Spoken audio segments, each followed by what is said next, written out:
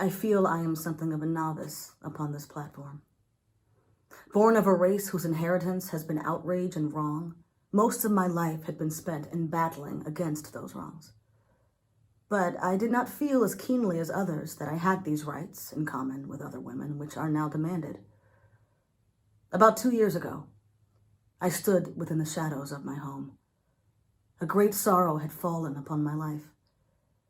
My husband had died suddenly, leaving me a widow with 4 children, one my own, and the others stepchildren. I tried to keep my children together. But my husband died in debt, and before he had been in his grave 3 months, the administrator had swept the very milk crocks and wash tubs from my hands. I was a farmer's wife and made butter for the Columbus market, but what could I do when they had swept all away? Well, they left me one thing, and that was a looking glass. Had I died instead of my husband, how different would have been the result. By this time, he would have had another wife, it is likely, and no administrator would have gone into his house, broken up his home, and sold his bed and taken away his means of support. I took my children in my arms and went out to seek my living. While I was gone, a neighbor to whom I had once lent $5 went before a magistrate and swore that he believed I was a non-resident and laid an attachment on my very bed. And I went back to Ohio with my orphan children in my arms, without a single feather bed in this wide world that was not in the custody of the law. I say then that justice is not fulfilled so long as woman is unequal before the law. We are all bound up together in one great bundle of humanity, and society cannot trample on the weakest and feeblest of its members without receiving the curse in its own soul.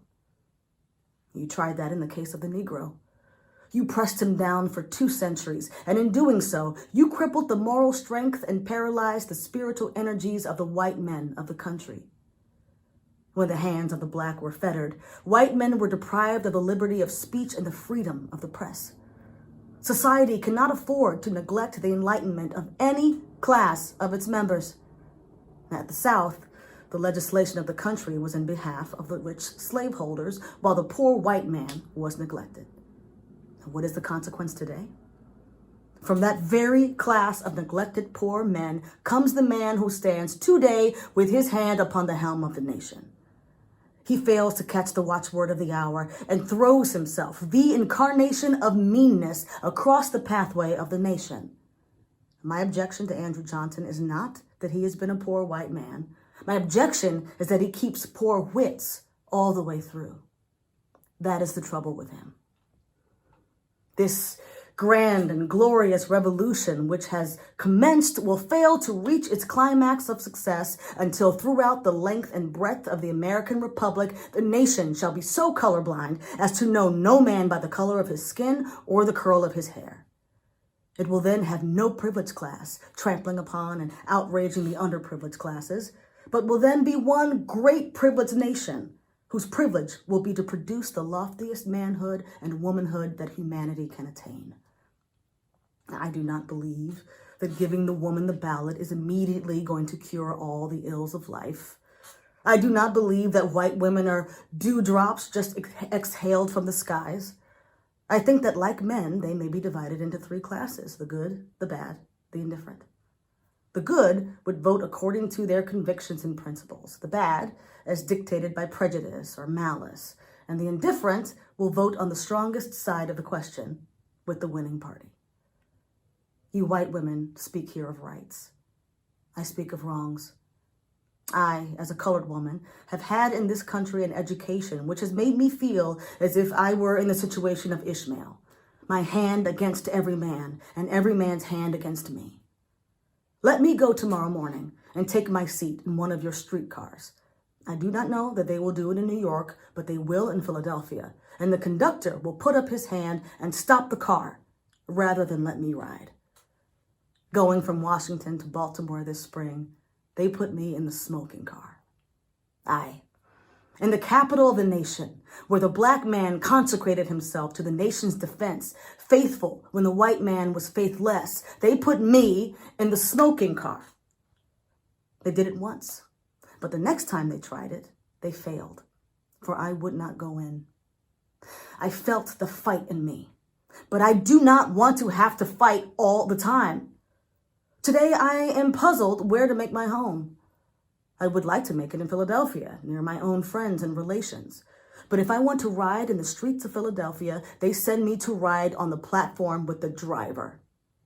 Have women nothing to do with this? Not long since, a colored woman took her seat in an 11th Street car in Philadelphia, and the conductor stopped the car and told the rest of the passengers to get out, and left the car with her in it alone when they took it back to the station. One day, I took my seat in the car, and the conductor came to me and told me to take another seat. I just screamed, "Murder!" The man said if I was black, I ought to behave myself. I knew that if he was white, he was not behaving himself. Are there no wrongs to be righted?